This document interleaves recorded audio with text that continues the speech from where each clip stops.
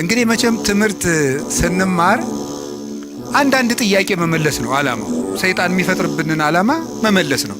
እርግጠኛ ነኝ የሁላችሁም ጥያቄ ነው አይደለም? እስቲ ነው የሚል ነው። እሺ እግዚአብሔር ይስጥልን። የሁላችሁም ጥያቄ ነው። ካልሆነ እንለፈው ርስን። የሁላችሁም ጥያቄ ነው። እሺ በብዙ ሰው የማያምኑ ሰዎችም ይህንን ይጠይቃሉ። እግዚአብሔር መልካም ከሆነ ለምንድን ነው እንደዚህ ያለ ችግር ሲደርስብን ዝም የሚለን? ለምን ዝም ይላል እግዚአብሔር የሚል ነገር አለ። መጽሐፍ ቅዱስንም ስናነብ የሚጋጭ የሚመስል ነገር ብዙ ነገር ታገኛላችሁ። የመጀመሪያው እግዚአብሔር ባህሪው መልካም ነው። ባህሪው መልካም ነው። በሱ ዘንድ ክፉ የለም። አልወ ጽልመት ውስተ መክፈልታቲሁ። በእግዚአብሔር በባህሪው ኃጢአት የለበትም፣ ነውር ነቀፋ የለበትም። እስመ ንጹሕ አጠባያቲሁ ለእግዚአብሔር። የእግዚአብሔር ባህሪ ሁሉ ፍጹም ንጹሕ ነው። እግዚአብሔር ባህሪው ንጹሕ ነው። ፈቃዱ ደግሞ መልካም ነው። ኄር እግዚአብሔር ለእለ ይትዔገሥዎ ወያድኅኖሙ በጊዜ ምንዳቤሆሙ። እግዚአብሔር ለሚታገሱት ሁሉ እግዚአብሔር መልካም ነው፣ በመከራ ቀንም መሸሸጊያ ነው ይላል ትንቢተ ናሆም ምዕራፍ 1 ቁጥር 7 ላይ እግዚአብሔር መልካም ነው፣ በመከራ ቀንም መሸሸጊያ ነው። እግዚአብሔር መልካም ነው፣ በመከራ ቀንም መሸሸጊያ ነው። ወምስካኢነ ውእቱ አምላኩ ለያዕቆብ። የያዕቆብ አምላክ መጠጊያችን ነው። ወበይንተዝ ኢንፈርህ ለማድለቅለቀት ምድር ወለመኒ ፈለሱ አድባር ውስተ ልበ ባሕር። ስለዚህ ተራሮች ተነስተው ወደ ባህር ልብ እንኳን ተነስተው ቢገቡ ወይም ቢነቀሉ አንደነግጥም፣ የያዕቆብ አምላክ መጠጊያችን ነውና። ይሄ እግዚአብሔር መልካም እንደሆነ ነው የሚያሳየው። እግዚአብሔር ያበርህ ሊተ ምንትኑ ያፈራህኒ። እግዚአብሔር ብርሃኔና መድኃኒቴ ነው፣ የሚያስፈራኝ ምንም የለም። እግዚአብሔር ምእመና ለሕይወቴ። እግዚአብሔር የሕይወቴ መታመኛዋ ነው። ምንም የምፈራው ነገር የለም። እመኒ ጸብአኒ ተአይን እይፈራህኒ ልብየ። ሰራዊት እንኳን ከቦ ቢወጋኝ እግዚአብሔር መታመኛዬ ነውና አልፈራም ይላል። ስለ እግዚአብሔር ብርሃን ነው። እግዚአብሔር መድኃኒት ነው። እግዚአብሔር መልካም ነው። እሱ ራሱ ኖራል። አነ ውእቱ ኖላዊ ኄር ዘበአማን። እኔ እውነተኛ እረኛ መልካም እረኛ እኔ ነኝ ይላል። በጎ እረኛ እኔ ነኝ። እንኳን በአፋ ሆኖ መጠበቅ ይቅርና ራስን አሳልፎ በመስጠት እንኳን የሚጠብቅ እረኛ ነው እሱ። እግዚአብሔር ንጉሥ ሆኖ መጠበቁ፣ አምላክ ሆኖ መጠበቁ፣ በሰማያዊት መንግስቱ በግርማ መለኮቱ ሆኖ መጠበቁ ድንቅ ነው። ከዚያ ያለፈ ደግሞ የሚደንቀው ራሱን በመስጠት የጠበቀን እረኝነት ግሩም ነው። ለእኛ ራሱን አሳልፎ መስጠቱ። እግዚአብሔር እኔ ቸር እረኛ ነኝ ብሏል። እኔ ቸር እረኛ ነኝ፣ በጎቼም እኔን ያውቁኛል፣ ድምፄንም ይሰማሉ። በእኔ በኩል የሚገባ ይድናል። እኔ የበጎች በር ነኝ። ዘዋንተ አቤ ውእቱ ይድን። በእኔ በኩል የሚገባ ይድናል። ይበው ወይወፅእ፣ ይገባል ይወጣል። ወይረክብ ምርአየ፣ መሰማሪያም ያገኛል ይላል። ስለዚህ በጎቼ እኔን ያውቃሉ፣ እኔም በጎቼን አውቃለሁ። አልቦ ዘየሐይደኒዮን እምዴ፣ በጎቼን ከእጄ የሚነጥቃቸውም ከቶ የለም ይላል። እንግዲህ እግዚአብሔር ጠባቂያችን ነው፣ እረኛችን ነው፣ መልካም ነው፣ ቸር ነው። እግዚአብሔር ሰው እንዲጠፋም አይፈልግም። ኢፈነወ እግዚአብሔር ለወልዱ ከመ ይትሐጐል ኩሉ ዓለም አላ ከመ ይሕየው። እግዚአብሔር ዓለሙ ሁሉ እንዲድን እንጂ እንዲጠፋ ልጁን አላከውም ይላል። እግዚአብሔር ዓለሙ ሁሉ እንዲድን ነው እንጂ እንዲጠፋ አይፈልግም። ቅድምም ብፁዕ አባታችን እንደጠቀሱልን ጢሞቴዎስ ምዕራፍ 2 ቁጥር 1 ላይ ሲናገር ዘይፈቅድ ይሕየው ኩሉ ዓለም ዘአነ ቀዳሚሆሙ ለኃጥአን። የኃጥአን መጀመሪያቸው የምሆን እኔንም ጨምሮ ዓለም ሁሉ እንዲድን የሚወድ እግዚአብሔር ይላል ቅዱስ ጳውሎስ። ዓለም ሁሉ እንዲድን የሚወድ እግዚአብሔር የሚወደው ዓለም ሁሉ እንዲድን ነው። ወይኩን ፈቃድከ እንላለን። ፈቃድህ በሰማይ እንደሆነች እንዲሁም በምድር ትሁን እንላለን። ቅዱስ ዮሐንስ አፈወርቄን ሲተረጉም ፈቃዱሰ ለእግዚአብሔር ድኅነተ ዓለም ውእቱ ይላል። ፈቃድህ ይሁን እያልን እንጸልያለን። ፈቃዱ ምንድን ነው ይልና የእግዚአብሔር ፈቃዱ ዓለም እንዲድን ነው ይላል። ሰዎችን ሁሉ ይወዳል፣ ለፍጥረት ሁሉ ይራራል እግዚአብሔር። ፍጥረትን እግዚአብሔር እንኳን እሱ ይቅርና ቅዱሳን ቸሮች ናቸው። የቅዱሳን ቸርነት ከሰው አንሶ እስመ ነፍሰ ጻድቅ ይትራራ ላይለ ነፍሰ እንስሳው የጻድቅ ሰው ነፍስ ለእንስሳ እንኳን ይራራል ይላል። ጻድቅ ለእንስሳ እንኳን የሚያዝን ነው። እግዚአብሔርን ተውት። አንድ ሰው እግዚአብሔርን መምሰል ሲጀምር ለእንስሳ እንኳን የሚያዝን ይሆናል። ለእንስሳት የሚያዝን ይሆናል። ዛሬም ድረስ አሉ ለእንስሳት የሚያዝኑ። በገጠር ያሉት ያዝናሉ። የከተማው ሰው እንጃ ያላውቅም፣ ከተማ ስለማልኖር። የገጠር እናቶች ጤፍ እንኳን ሲያበጥሩ ለወፎቹ ይተውላቸዋል፣ እንዲለቅሙ ይተውላቸዋል። ለዝንጀሮ ይተዋል። በኦሪት ዘዳግም አለ ቃርሚያ በቃረምክ ጊዜ አዝመራህን ጨርሰህ አትጨደው፣ ለድሃና ለአውሬ ተው ተብሏል። ርኅራኄ የብሉይ ኪዳንም የሐዲስ ኪዳንም አስተምሯል። ጥጃውን አርደህ በእናቱ ወተት አትቀቅለው ይላል። የቸርነት ሥራ ነው ይሄ።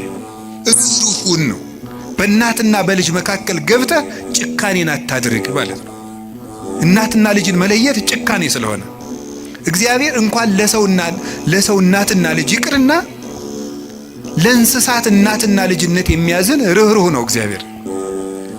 ለእንስሳቱ ርኅራኄ ሰርቶላቸዋል። አህያውን ያለ መጠን እንዳይጭኑት ስርዓት ሰርቷል እግዚአብሔር።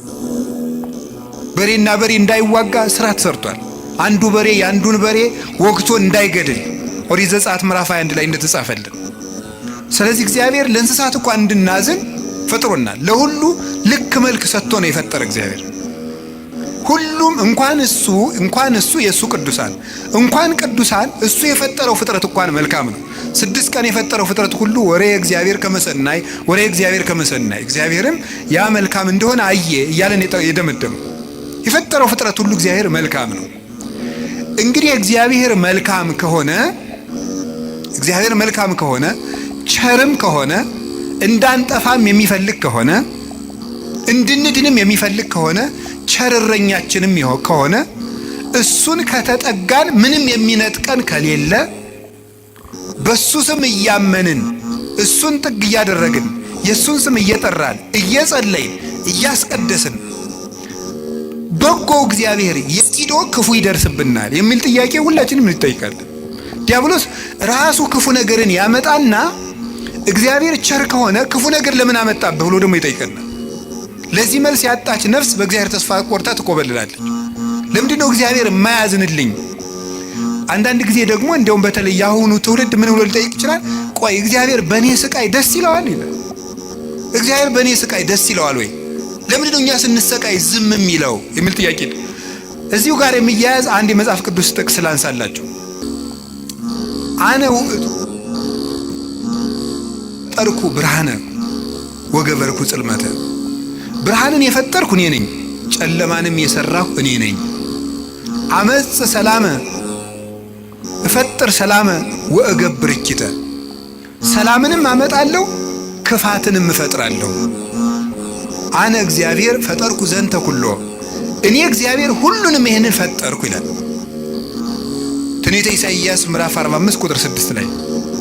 እኔ እግዚአብሔር ሰላምን አመጣለሁ ክፋትን እፈጥራለሁ፣ ብርሃንንም ፈጥሬያለሁ ጨለማንም ፈጥሬያለሁ ይላል።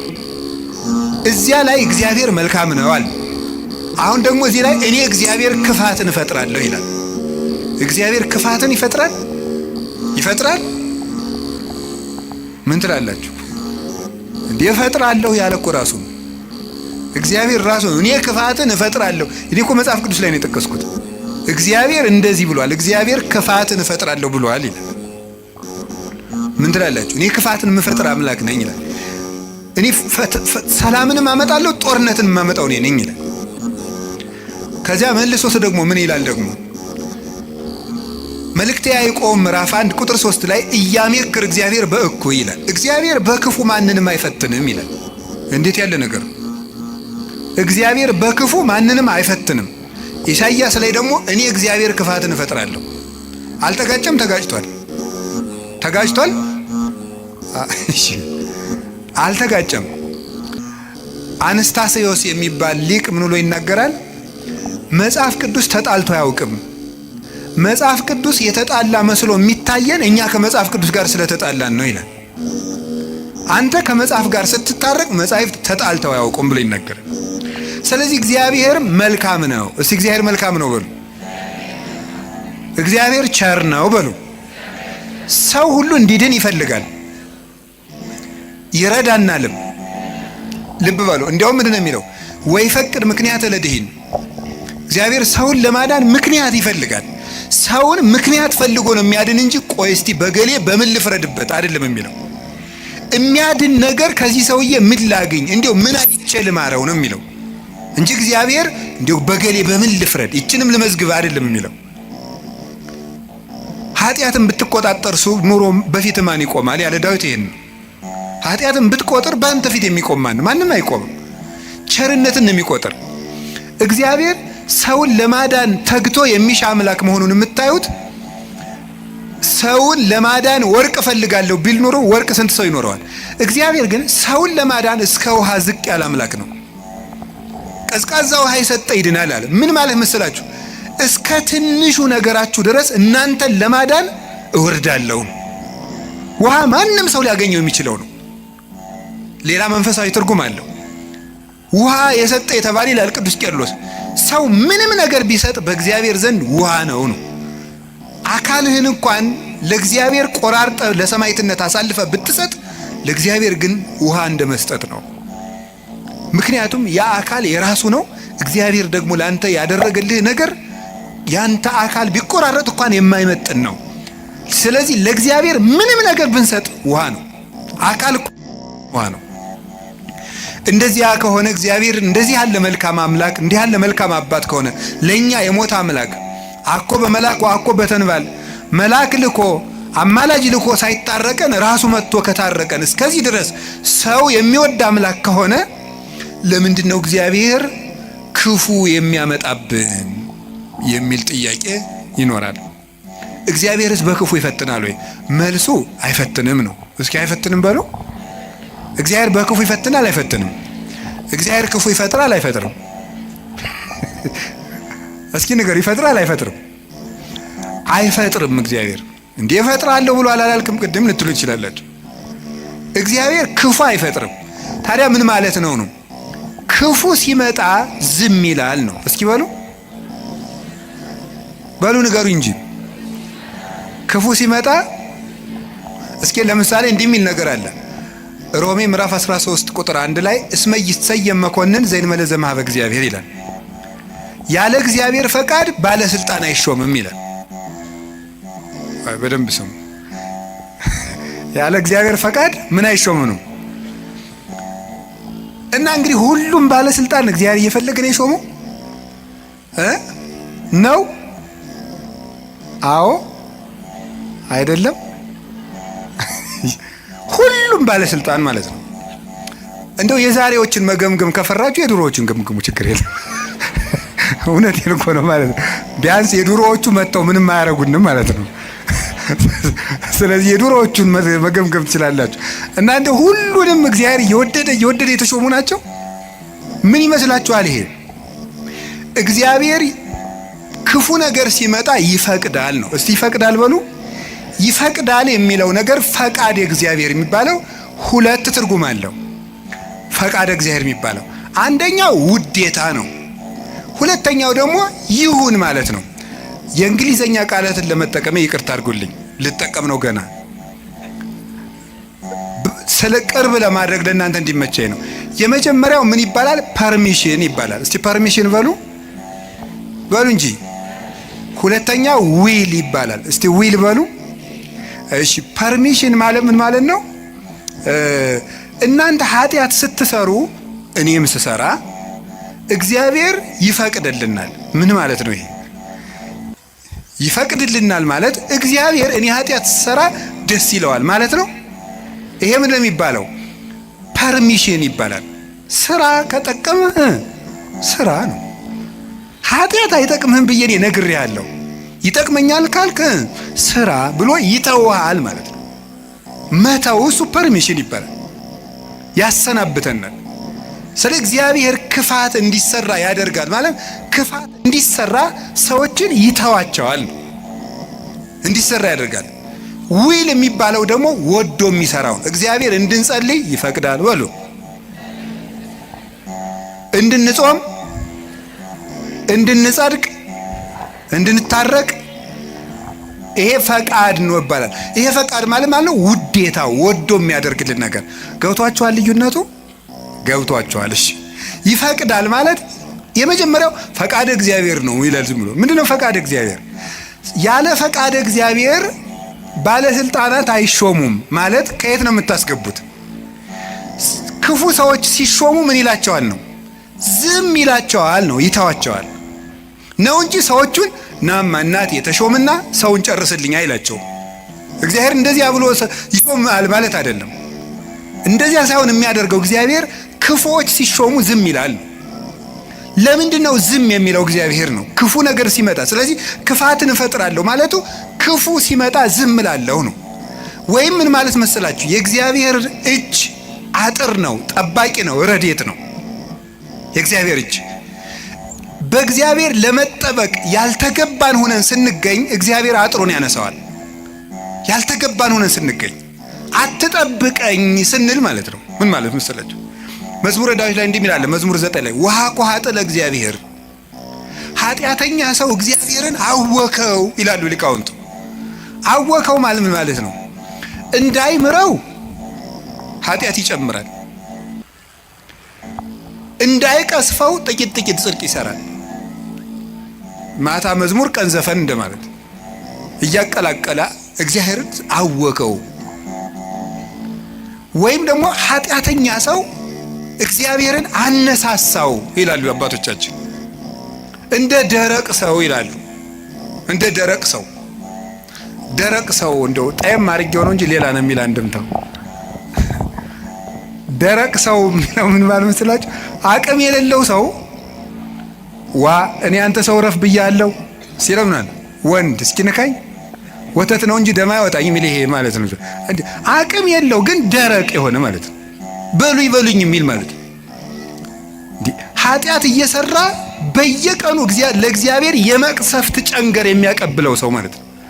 ቅሰፈኝ ቅሰፈኝ ቅሰፈኝ እያለ እግዚአብሔርን መቅሰፍት የሚለምን ሰው አለ ነው። እግዚአብሔር የመዳን እድል የመስተካከል እድል በሰጠው ቁጥር እየተበላሸ ለእግዚአብሔር የቁጣ በትር የሚያቀብለው ሰው፣ ለዚህ ሰው እግዚአብሔር የጥበቃ ረድኤቱን ያነሳበታል።